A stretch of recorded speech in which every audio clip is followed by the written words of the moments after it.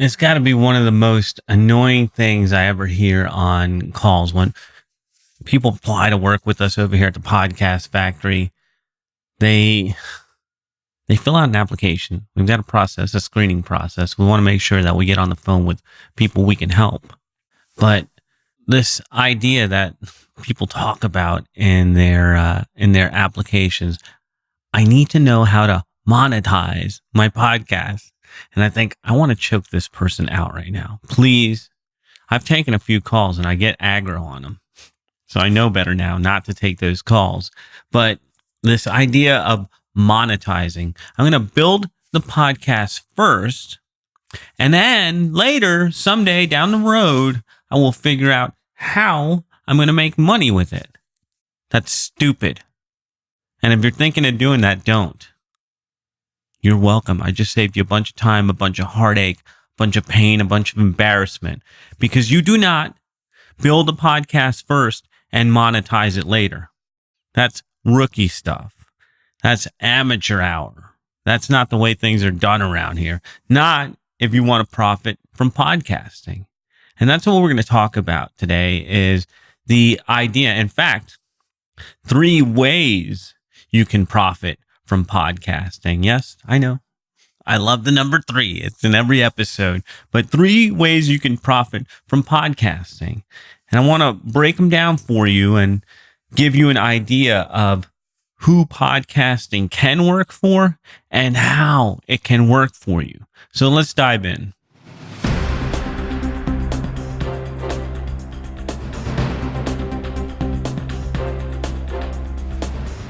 I was looking at some stats from Libsyn a couple days ago. And if you don't know who Libsyn is, they are the largest podcast hosting company. And in fact, if you're starting a podcast, I recommend Libsyn, Libsyn, best service I've ever used. I've been doing this 10 years and they are awesome. Anyways, I was looking at some stats on average podcast downloads, and they said that the average is about 140 downloads per episode. 140. And the reason that's funny to me is because a lot of these people who come to me talking about how they can monetize, I'm doing the air quotes, monetize. Every time I say it, I'm going to do the air quotes. They want to know how they can monetize their podcast. And the first thing that's on their mind is always this idea of sponsors. Sponsors, that somebody is going to make it rain hundies on them while they perform their show, while they twerk and record and twerk some more. That is a weird picture, especially if you've seen some people who do podcasts. Most of them have a face for radio, present company too. But the idea of having a sponsor come over and make it rain hundies on you is ridiculous, because Libsyn says that the average show is getting 137 downloads. And last time I checked, most sponsors are looking for shows with 5,000 plus per episode. That's a lot of work. And that's great for the people that do it. It's awesome, but it's a hard way to make money. And most shows, most of the people that are applying and saying the monetize, nobody's listening to them. They don't have enough people tuning in for a sponsor to even give them a second thought. So if you think that sponsorship's the way to go, I'm not the guy for you. Unless you actually have one sponsor for your show, the most aligned with your audience, the sponsor that would be most liked, the sponsor that your audience won't be able to resist. You. That's right. Best sponsor. I've said it many times before. This is not groundbreaking or new, but the best sponsor for your show is you. And if you're willing to run ads for somebody else, why wouldn't you run ads for you? I'll tell you one of the big reasons why people come in and they want sponsors for their show and they won't run ads for themselves is because they have nothing to sell. They don't have a business. They don't have an offer. They don't have any clients or customers. And so they think that If they can just grow an audience big enough, then they can just sell the audience. I don't believe in that.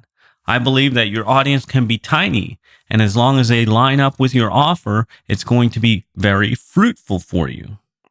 So, best sponsor for your show is you, and you need to have products, services, something that you can offer your listeners. If you want to profit from podcasting, that is the number one way to do it.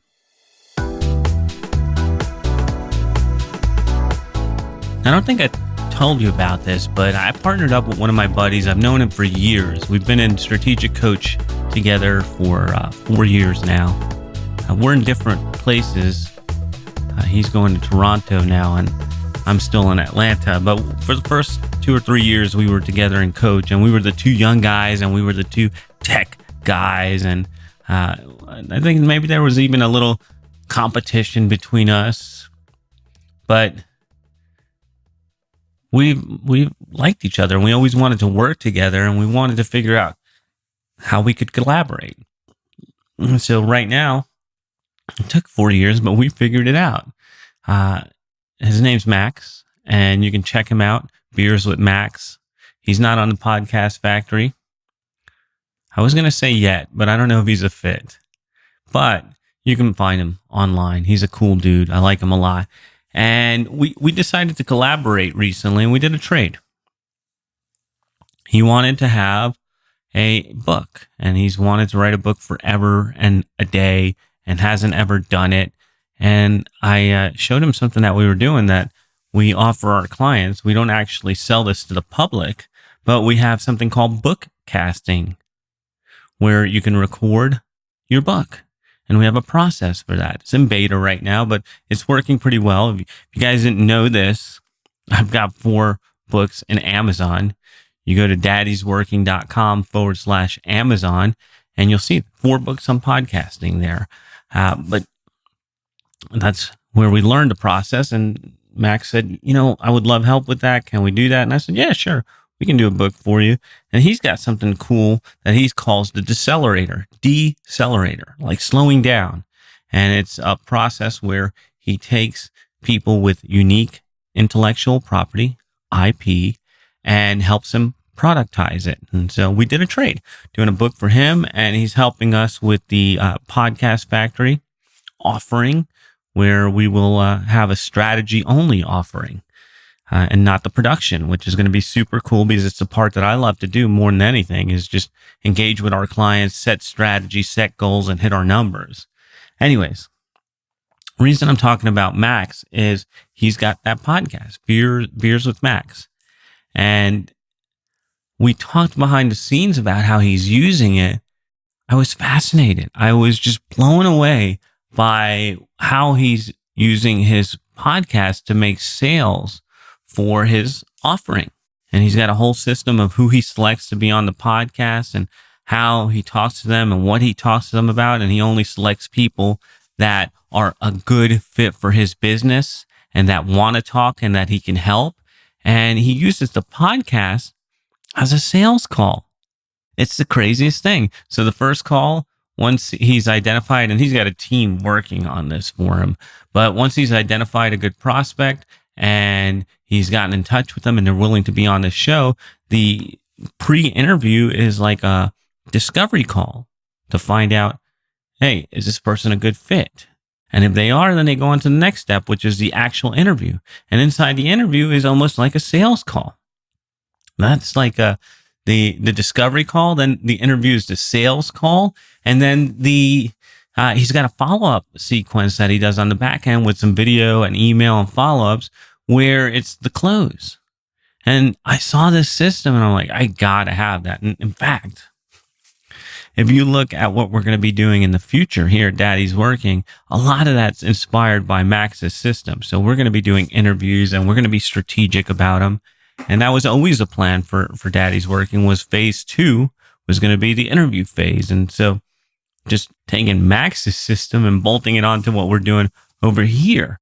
Super interesting stuff, but this is another way. This is the second way, and this is a super under the radar way that you can profit from podcasting, is by using your podcast and using the platform you build as a sales tool to make direct sales. So in the last section, we talked about running ads to your listeners.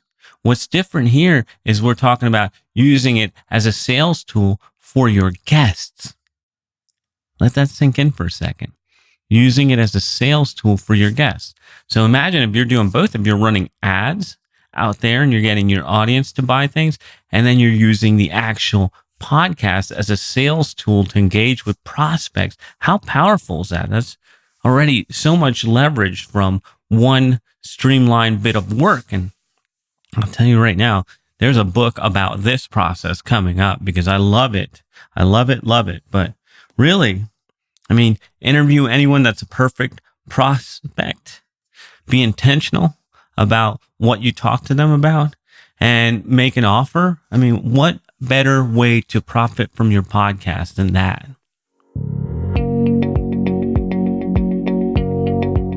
When I got on the phone with James, I talked to him about his business and what he was doing, and it sounded like he had a lot of things going well. Where I discovered the problem as I spoke to him a little bit more, and he knew it too. He came on the call knowing it was a problem, was the conversions. Such a small percentage of his list was buyers. And the guy has a good email list. He's engaged with them. He's communicating with them regularly. But his sales numbers were it seemed to be lower than they should be. And that was what we decided to focus on when James came on board to work with us. And I've talked about him on the show before. James Pollard, Financial Advisor Marketing. You can find him over at the Podcast Factory. Really, he wanted to work on conversions. I said, James, that happens to be my specialty. Conversions is where it's at. And when you're thinking about podcasting, we talked about earlier converting your audience. Then we talked about converting your guests. And then here we're doing this again, but we're talking about conversion on your database, right? Because sure, your listeners is going to be one group of people. And usually the listener group is bigger than the group that's on your database. Obviously, your guests, another group of people. But the reason that we are so particular about who we work with, and we want to make sure that you have an offer that is converting, we want to make sure that you have an audience and an email list, is because most people come to us and they're not converting as much as they could be. And what we do is we help you put together a system that knocks out objections, indoctrinates your listeners, builds trust and respect, something we call speed influence, by using audio content. So the third way that you can profit from your podcast is better conversions and being intentional about what you record and what you put out there and how you deploy it, because it can't just go out to new people. It's got to go out to the people who already know you. They're the ones most likely to buy from you. Not only that, but we found that podcasts also help with clients. It helps with the relationship you have with them to make it deeper, and also helps in getting them to buy more of your services or your products. They already know you. They already like you. And this is just another reason for them to buy from you. So if you're not using your podcast to email your list, if you're not doing social posts, if you're not doing call follow-ups with your podcast, if you're not doing retargeting, I mean, you're leaving huge money on the table, because there is big conversions there for you. So let's go back to a quick recap on 3 ways to profit from podcasting.